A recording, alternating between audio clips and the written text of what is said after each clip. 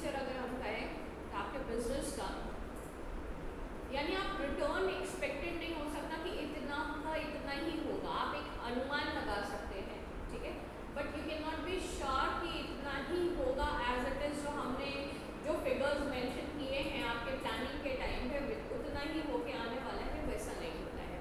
Uncertainty of return refers to lack of knowledge relating to the amount of money that business is going to earn in a given period। ये uncertainty ये आपकी lack of knowledge की वजह से भी हो सकती है और due to other circumstances भी हो सकती है।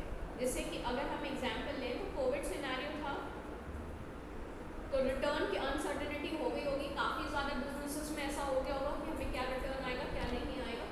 तो कई बार एक्सटर्नल फैक्टर्स होते हैं और कई बार हम इंटरनली हमने अच्छे से प्लान नहीं किया, हमने सोचा था बिजनेस में कि इतना इतना प्रॉफिट होगा पर उतना उतना प्रॉफिट हमने अर्न नहीं कर पाए। क्यों नहीं अर्न कर पाए कि हो सकता है हमने अज्यूम किया कि मेरा सेल मान लीजिए 1 लाख यूनिट्स का सेल हो जाएगा, ठीक है, बट हमारा प्रोडक्ट ऐसा था ही नहीं, मुश्किल से 10-20 हज़ार प्रोडक्ट निकले और वो भी बहुत रिक्वेस्ट करने पे वो निकले, अदरवाइज वो निकल नहीं रहे थे। तो बाकी सारे क्या डाउन होते और डाउन होते तो आपका प्रॉफिट होने वाला नहीं है। तो ये अनसर्टेनिटी इस वजह से होती है। एवरी बिजनेस इन्वेस्ट मनी, जो मनी इन्वेस्ट करते हैं, कल भी मैंने बताया था उसको कैपिटल बोलते हैं। To run its activities with the objective of earning profit. कोई भी बिजनेस अगर सेटअप हो रहा है तो वो सर्विसेज मोटो नहीं हो सकता है ना। मोटो क्या होगा? प्रॉफिट अर्न करना मोटो होगा, but it is not certain as to what amount the profit will be earn. किस अमाउंट का प्रॉफिट वो अर्न करेगा ये सर्टेन नहीं है। वो इसलिए सर्टेन नहीं है कि टोटली क्लियरली दिख नहीं रहा है। अच्छा,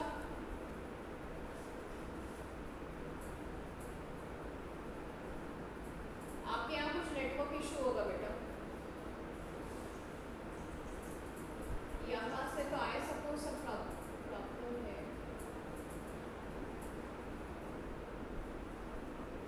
और बुक्स तो तुम लोग के पास है ना? अच्छा, वॉइस भी सही नहीं आ रहा है, बहुत कुछ होगा आपको।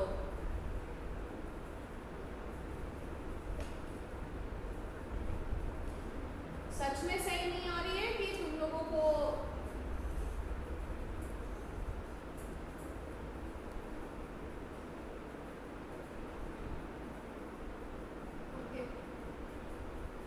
Just wait for a minute, हो जाएगा।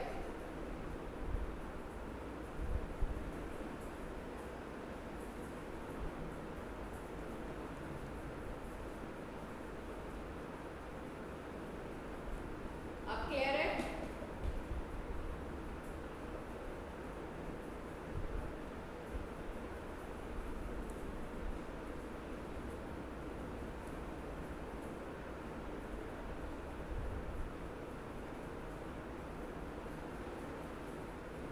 Am I audible now?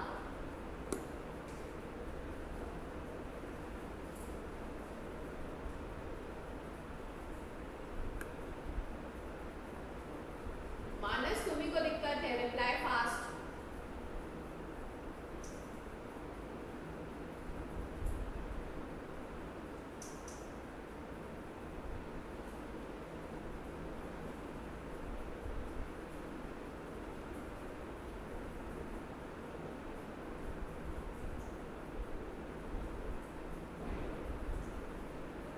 अब सही है, वेरी गुड।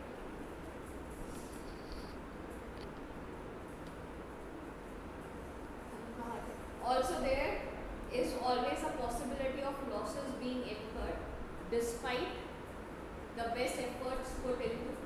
सिंपल सी चीज़ है, आप बिजनेस कर रहे हैं, कोई भी बिजनेस कर रहे हैं तो एफर्ट्स तो डालेंगे। एफर्ट्स डालने के बावजूद हो सकता है कि आपको उतना रिटर्न को जनरेट करके ना ले। आपने प्रोडक्ट बनाया, बहुत अच्छा था और बहुत अच्छा है भी, बट कस्टमर को समझ में नहीं आ रहा। वो डाउन द लाइन उनको उस प्रोडक्ट का यूज़ समझ में आएगा तब वो परचेज करेगा, है ना। जैसे अगर इनिशियल स्टेज पे कहा जाए, आपकी गैस सिलेंडर्स कभी आए होंगे या इलेक्ट्रिसिटी भी आई, तो लोगों ने, जो पहले के लोग थे उनने बोला होगा नहीं नहीं नहीं करंट लग जाएगा, ऊपर चले जाएंगे, डिजास्ट्रस है। गैस सिलेंडर्स आए होंगे तो बोलेंगे नहीं नहीं नहीं ये फट जाएगा,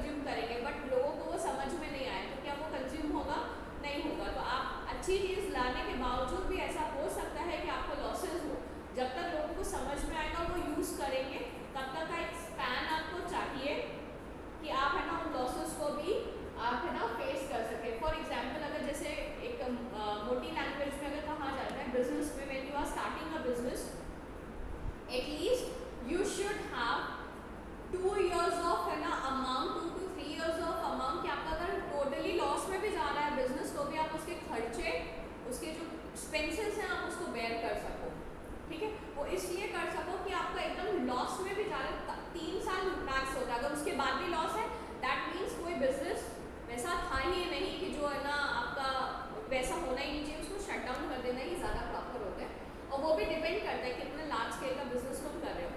बहुत छोटा सा बिजनेस था तो उसको 3 महीना भी काफ़ी है ना, उसके बाद भी वो रिटर्न नहीं जनरेट करके दे रहा, देन क्लोज दैट, है ना। तो ये चीज़ होती है। फिर आते हैं एलिमेंट ऑफ रिस्क। रिस्क हर चीज़ में, जो अभी मैंने बोला लॉसेज है, तो लॉस अगर होने के सर्कमस्टांसेस है, प्रॉफिट और लॉस दोनों होने के circumstances, that means it has risk. Risk is uncertainty associated with the exposure to loss.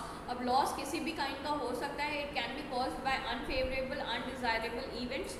Unfavourable undesirable events आप कह सकते हो, बारिश, फ्लड आ गया, आग लग गई, ठीक है। तो लॉसेस रिस्क किसी भी तरीके का हो सकता है, आपको उसके लिए प्रिपेयर होना होगा। Risk is related with the factors like changing in customers taste, passion change हो गया, टेस्ट प्रेफरेंस चेंज हो गया, change in the method of production हो गया, स्ट्राइक हो गया, लॉकआउट हो गया, ठीक है, इंक्रीज इन कंपटीशन हो गया मार्केट में, फायर हो गया, थेफ्ट हो गया, हम कह सकते हैं एक्सीडेंट हो गया, नेचुरल कलामिटीज़ हो गई। तो ये सारी चीज़ें हैं जिस वजह से आपके लिए बिजनेस में रिस्क आता है। इसी के लिए आगे पढ़ोगे तो इंश्योरेंस किया जाता है, ठीक है। इन्हीं रिस्क से बचने के लिए हम क्या करते हैं, इंश्योरेंस कराते हैं। तो बिजनेस में इंश्योरेंस इन्हीं सारी चीज़ों से बचने के लिए हम कराते हैं, ताकि ये जो रिस्क है आए तो भी हम उसे प्रॉपरली फेस कर पाएँ। फिर आते हैं comparison of business profession and employment. ये करके देखते हैं इसमें क्या है। तो सबसे पहला है मोड ऑफ एस्टैब्लिशमेंट,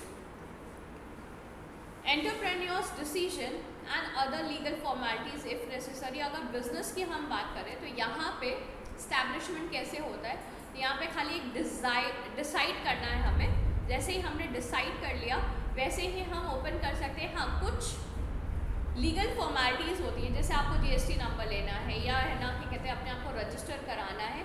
जैसा आपका बिजनेस है, अब आपका बिजनेस रिगार्डिंग टू है ना फार्मास्यूटिकल्स है या मेडिसिन है, आपको लाइसेंस लेना होगा। तो जैसा आपका बिजनेस है उस हिसाब से आपको करना होगा। प्रोफेशन में मेंबरशिप, किसी भी प्रोफेशनल बॉडी की जिस प्रोफेशन को आप परफॉर्म कर रहे हो उसकी आपको मेंबरशिप का होना मैंडेटरी है। जैसे डॉक्टर है तो डॉक्टर्स की जब उन्हें क्वालिफाई किया होगा, उनको मेंबरशिप मिली होगी, तभी वो प्रैक्टिस कर सकते हैं। जब तक मेंबरशिप आपको नहीं मिली है तब तक आप प्रैक्टिस नहीं कर सकते हैं। लॉयर है तो वहाँ से भी आपको है ना मेंबरशिप नंबर प्रोवाइड किया जाता है जहाँ से आप प्रैक्टिस कर सकेंगे। सीएज हैं तो आईसीआई उसको है ना मेंबरशिप प्रोवाइड करता है, तभी जाके आप अपनी प्रैक्टिस कर सकते हैं। तो ये सर्टिफिकेट ऑफ प्रैक्टिस जिसको बोला जाता है, वो सर्टिफिकेट ऑफ प्रैक्टिस आपको मिलेगा, तभी आप वो प्रोफेशन परफॉर्म कर सकते हैं, वरना नहीं कर सकते। एम्प्लॉयमेंट में क्या है, अपॉइंटमेंट मिलना चाहिए। जैसे ही अपॉइंट हो गए, मतलब अपॉइंटमेंट लेटर, ऑब्वियसली अपॉइंट हो गए तो एक अपॉइंटमेंट लेटर मिलता है और सर्विस एग्रीमेंट होता है, उसको साइन कर लिया तो आप उस जॉब में हो गए। तो यहाँ पे अपॉइंटमेंट लेटर मैंडेटरी है या अग्रीमेंट मैंडेटरी है, यहाँ पे सीओपी मैंडेटरी है, यानी सर्टिफिकेट ऑफ प्रैक्टिस मैंडेटरी है। और अगर आप है ना एंटरप्रेन्योरशिप में हो तो आपको जिस भी बिजनेस को कर रहे हो उससे रिलेटेड कुछ रजिस्ट्रेशन या लीगल फॉर्मेलिटीज़ है तो उसको करना मैंडेटरी है। फिर आते हैं नेचर ऑफ वर्क। तो यहाँ पे provision of goods and services to the public. हम एक तरीके से बिजनेस कर रहे हैं तो कुछ ना कुछ हम गुड्स या services in society in public हम प्रोवाइड कर रहे होंगे। यहाँ पे आते हैं तो हम यहाँ पे पर्सनलाइज एक्सपर्ट सर्विसेज हम प्रोवाइड करते हैं। प्रोफेशन है तो ऑब्वियसली हम सर्विसेज प्रोवाइड कर रहे होंगे।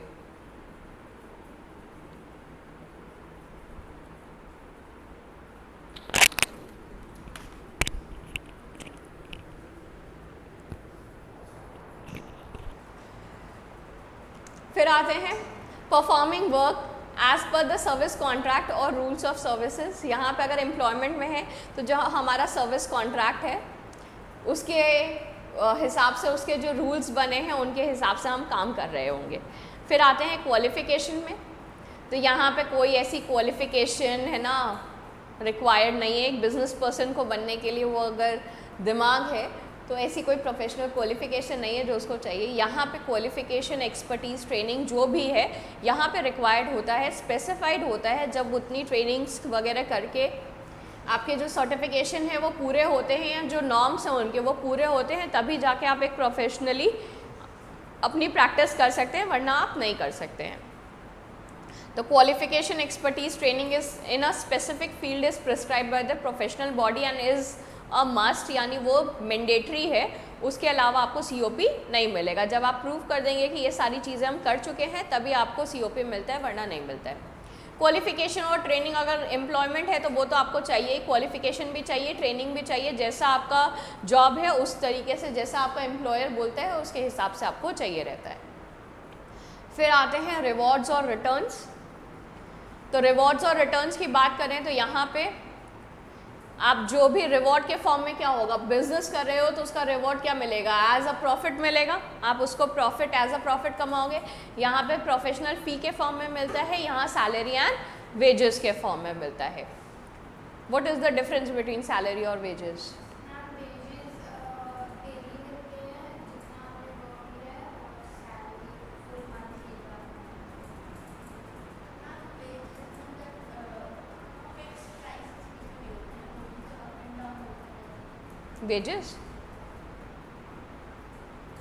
Wages basically depends upon the work you have perform, है ना। तो वो फ्लक्चुएट, जो तुम कह रहे हो वो फ्लक्चुएट तब करेगा जैसे नंबर ऑफ आवर्स जो है, मान लो 8 आवर्स था, ठीक है, तो उसके हिसाब से हमने कोई प्रिस्क्राइब वेजेस थी, हमने आज 6 ही घंटे काम किया तो उसके हिसाब से वो फ्लक्चुएट कर जाएगा, ठीक है। सैलरी में ऐसा कुछ भी नहीं होता है। फिर आते हैं कैपिटल इन्वेस्टमेंट। तो यहाँ पे पैसा चाहिए भैया, बिजनेस बिना कैपिटल के कैसे करेंगे, तो कैपिटल यहाँ पे चाहिए होता है। Capital investment requires as per the size and nature of business.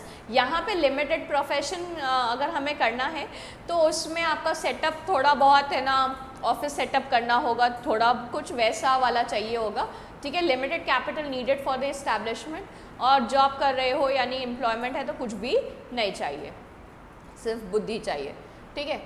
फिर आते हैं रिस्क।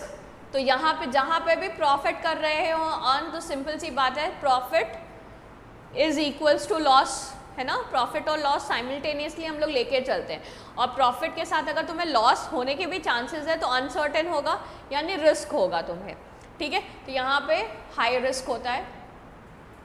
यहाँ पे फी इज जनरली रेगुलर, ठीक है। तो यहाँ सम अमाउंट ऑफ रिस्क हो सकता है कि प्रोफेशनल है बट हमारी प्रैक्टिस नहीं चल रही है, ठीक है, करेक्ट मानस, है ना।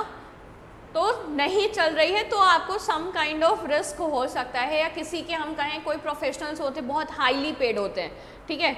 डॉक्टर्स ही आप सिंपल सी चीज़, प्रोफेशन है बट किसी के क्लिनिक के चार्जेस बहुत ज़्यादा होंगे, ठीक है, किसी के नॉमिनल चार्जेस होते हैं और किसी के एकदम बेसिक चार्जेस होते हैं, तो वो चीज़ होती है। यहाँ पे एम्प्लॉयमेंट में फिक्स्ड होता है तो कोई भी रिस्क आपका नहीं होता है, या कम रिस्क होता है। कम रिस्क उस चीज़ को हम मानते हैं कि कभी कभी बाय कह देते हैं बहुत जल्दी, कल से नहीं आना है, तो वो रिस्क फैक्टर है, ठीक है।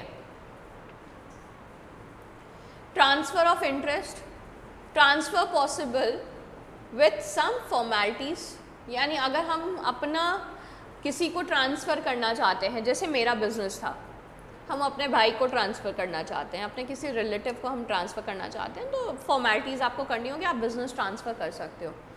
प्रोफेशन, हम डॉक्टर हैं, भाई लॉयर है, और हम कहते हैं कल से वो बैठेगा, ठीक है, पॉसिबल है, कुछ और ही कर जाएगा वो, है ना। फिर इधर भी आते हैं, एम्प्लॉयमेंट भी पॉसिबल नहीं है। फिर आते हैं कोड ऑफ कंडक्ट्स पे, तो कोई कोड ऑफ कंडक्ट नहीं है, यानी कोड ऑफ कंडक्ट बोलते हैं रूल्स एंड नॉर्म्स जो आपको फॉलो करने हैं अपने प्रोफेशन में, ठीक है। बेसिक रूल्स एंड नॉर्म्स होते हैं, ये क्राइटेरिया दिया होता है कोड ऑफ कंडक्ट में, वो लाइन बाई लाइन आप कह सकते हो कि क्राइटेरिया मेंशन्ड है कि आपको क्या काम करने हैं, क्या काम नहीं करने हैं अपने प्रोफेशन में रहते हुए, ठीक है। जैसे डॉक्टर्स का है कि आपको सर्विसेज प्रोवाइड करनी है, आपको पेशेंट को फर्स्ट हैंडल करना ही करना है, ठीक है, तो वो उनके कोड ऑफ कंडक्ट में है। If he is not doing that, he is कह सकते हैं कि ना violating his code of conduct, और उनकी प्रैक्टिस उसमें जा सकती है, ठीक है। ऑर्गन्स की सेलिंग नहीं करनी, मतलब उनका अगर वो उनका है तो उनके हिसाब से होगा, लॉयर है तो उसके हिसाब से होगा, सीए है तो उसके हिसाब से होगा, ठीक है। यहाँ पे प्रोफेशनल में आते हैं तो होता है professional code of conduct is to be followed, ये एकदम स्ट्रिक्टली फॉलोड होना चाहिए, क्योंकि अगर कोड ऑफ कंडक्ट में कहीं भी आप वॉयलेट करते हो तो कई बार आपने सीएस का अगर सुना हो तो कोई भी स्कैम होता है तो सबसे पहले सीए की मेंबरशिप जाती है ना। पनिशमेंट का तरीका ही यही है, हमने तो कुछ किया नहीं भाई,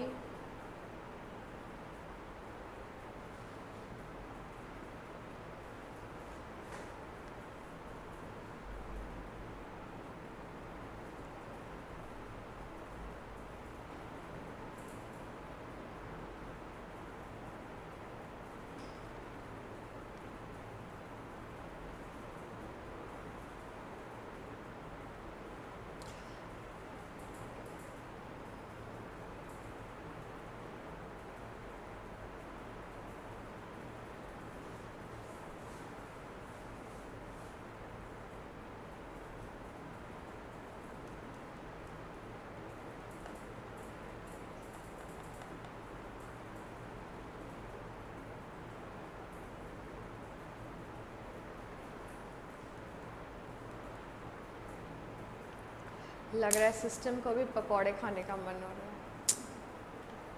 हैंग ही हो गए भाई साहब।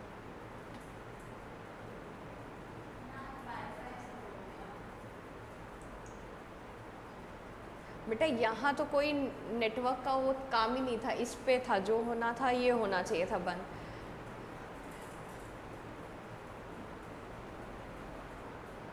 चलो आई टेक अ पॉज, ठीक है, 2 मिनट में वापस से रीस्टार्ट होगा।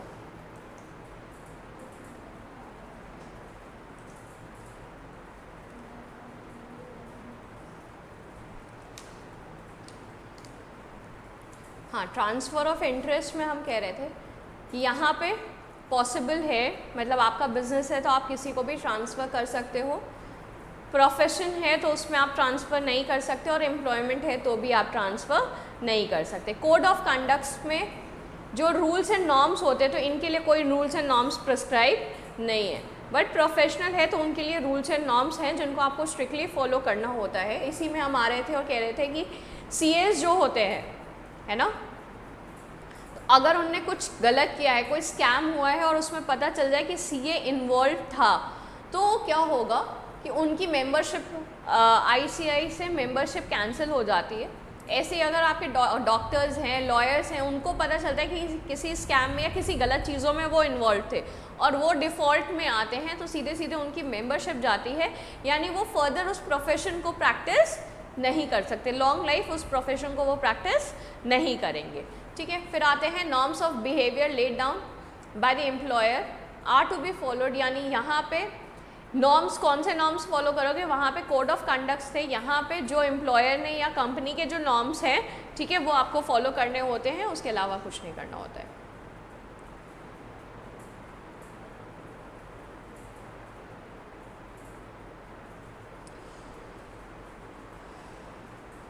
Now coming to एग्जाम्पल्स, तो ये शॉप हो गया, फैक्ट्री हो गई, लीगल है यहाँ हो गया, मेडिकल प्रोफेशन, चार्टर्ड अकाउंटेंसी ये हो गए, jobs in banks, insurance companies, government departments, ये सारे एग्जाम्पल्स हो गए। फिर आते हैं classification of business activities. Business activities का हम क्लासिफिकेशन कैसे कैसे करेंगे, तो पहली चीज़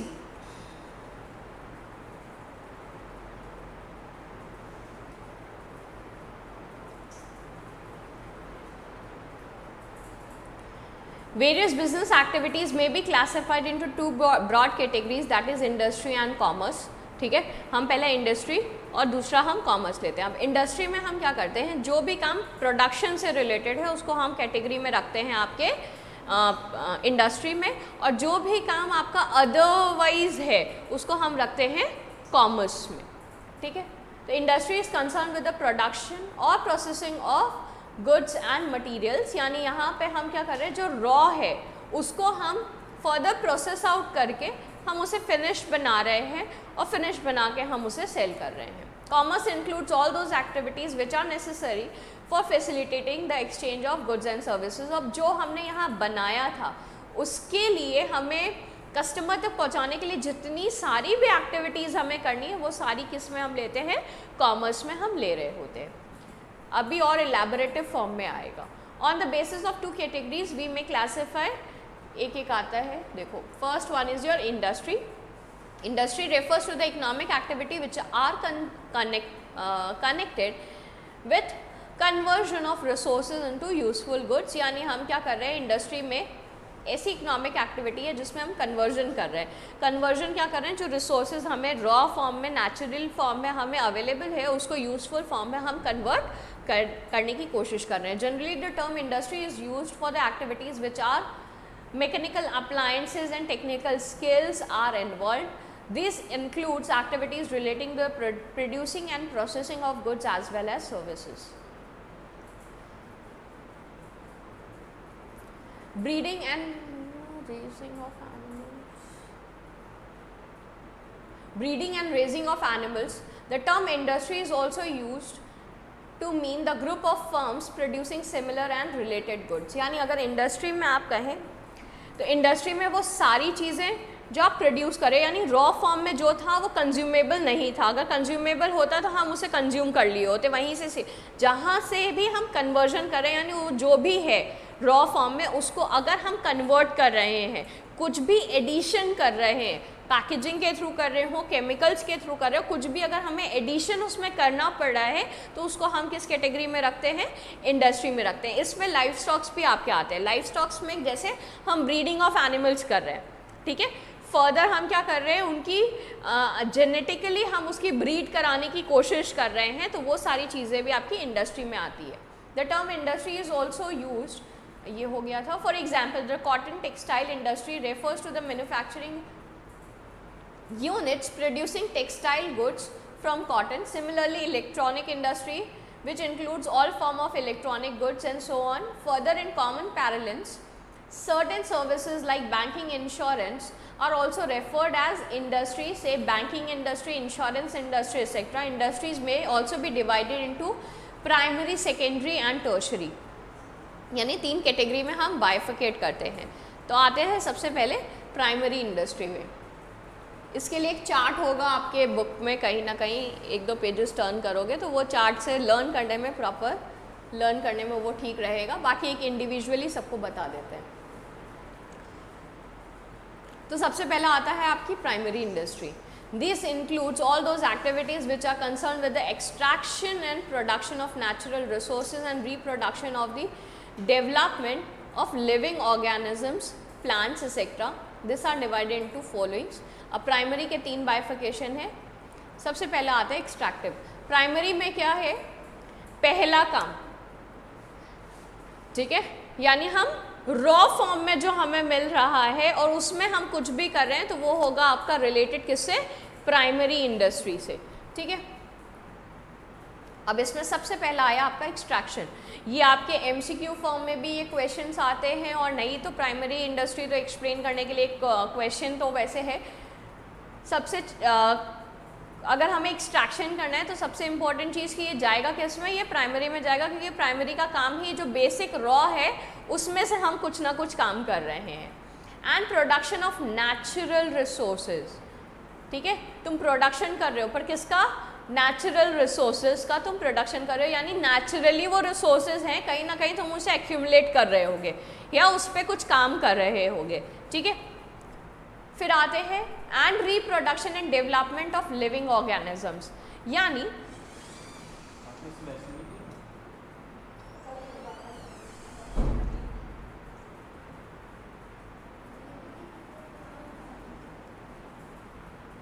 reproduction and development of living organisms, यानी जो लिविंग ऑर्गेनिजम्स हैं उनको आप रिप्रोड्यूस करा रहे हैं, यानी मल्टीप्लाई करवा रहे हैं, और आपके ना डेवलपमेंट करा रहे हैं उन लिविंग ऑर्गेनिजम्स का, चाहे वो प्लांट्स भी हो सकते हैं या लिविंग ऑर्गेनिजम्स भी हो सकते हैं। वो चीज़ अगर आप करा रहे हैं तो भी आपकी प्राइमरी इंडस्ट्री में आएगा। अब एक एक करके समझते हैं। First is your extractive industry, यानी निकालना। एक्सट्रैक्ट करना यानी निकालना होता है। एक्सट्रैक्ट और to draw products from the natural resources. Extractive industry supplies some basic raw material that are mostly products of geographical और नेचुरल एनवायरनमेंट, यानी एक्सट्रैक्ट कर रहे हैं। कोल माइंस वगैरह क्या है?